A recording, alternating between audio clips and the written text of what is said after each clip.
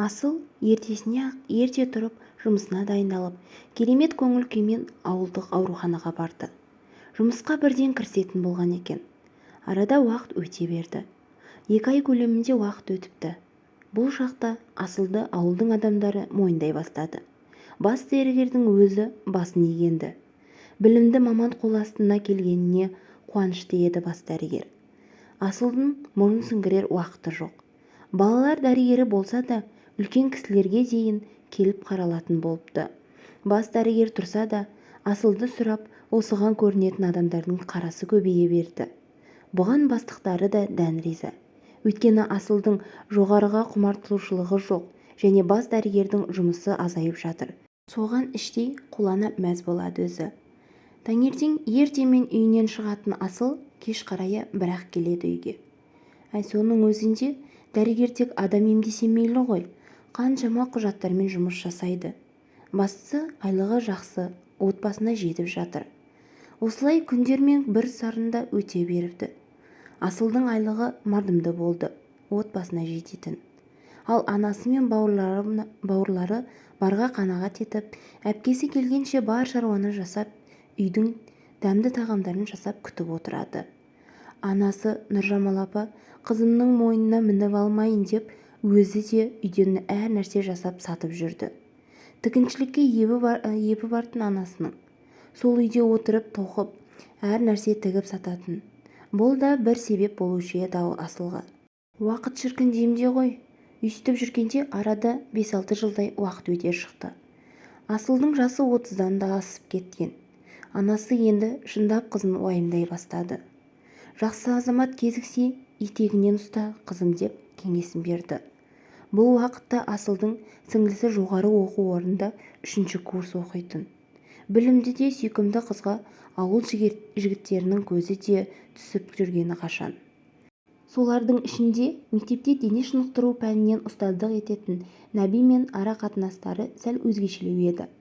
Азаматтан кейін бүйрегі бұрған жан осы Нәби еді. Оның да шынайы көңілі бар еді Асылға.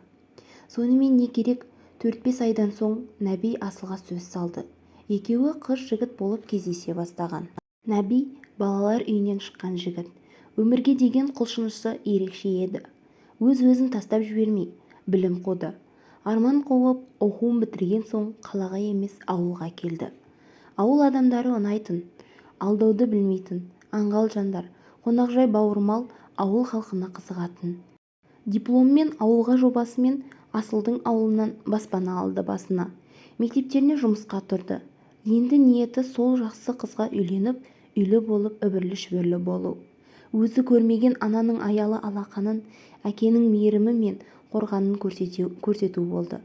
Асылға сөз салған сәтте-ақ өзінің жағдайының барлығынан хабардар еткен. Нешін жасырайық, Асылға да осындай күйеу керек еді. Тұрмыс құрса да анасы мен бауырларына қарасып, қолдағы барын беріп қарасатын жан керек еді. Сөз салғаннан соң небәрі 2 ай көлемінде екеуі шаңырақ көтерді. Тіпті той жасамады да. Оған құлшынбады. Нәбидің әріптестері ортадан жәрдеміміз деп ауыл адамдарынан дастархан жайып, беташар салтын өткізіп берді. Нәбидің жасы 32-де еді. Ауылдың өзімен жасты қатар жігіттері Нәбиді орталарына қосты. Қатарымыз екенсің, ендігі жерде бауыр болып, сыныптас болып араласайық деп. Ал Нәби болса дән риза. Алдынан жақсы жандардың шыққанына қатты қуанды. Нұржамал ана болса, қалыңмал қажет емес, екеуің бақытты болыңдар деп бата берді.